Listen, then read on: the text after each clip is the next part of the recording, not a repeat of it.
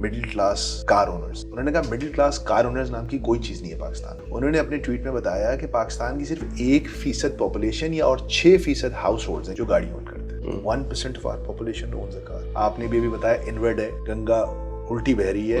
अभी भी हम यही देख रहे हैं जितनी गाड़ियां लॉन्च हुई हैं रिसेंटली 8 मिलियन 9 मिलियन तो मजाक हो गया है। 10 मिलियन की सारी गाड़ियां 10 मिलियन 8 मिलियन 9 मिलियन लॉन्च हुई। सो ये गाड़ी should the Pakistani Awam accept this कि यार ये गाड़ी शाड़ी जो है ना ये करोड़पति लोगों की गेम है, ये कोई मिडिल क्लास की या लोअर मिडिल क्लास की चीज नहीं है। ये ऐसे ही रहेगा आगे भी, यही कुछ बदलेगा?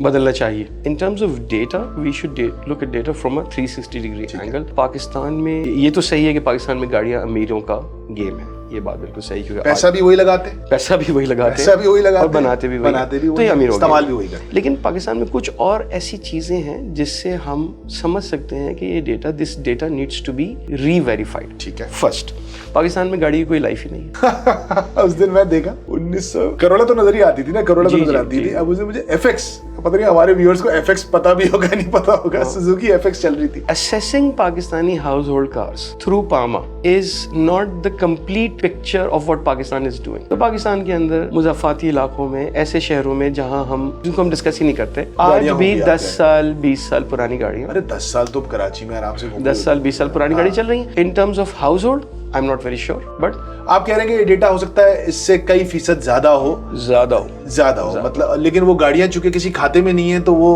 पता ही नहीं है किसी को। अगर 1.5% भी रहता है, is that a ratio the auto industry should be proud of? And is it in favour of the auto industry to have cars available for just 1% of our population?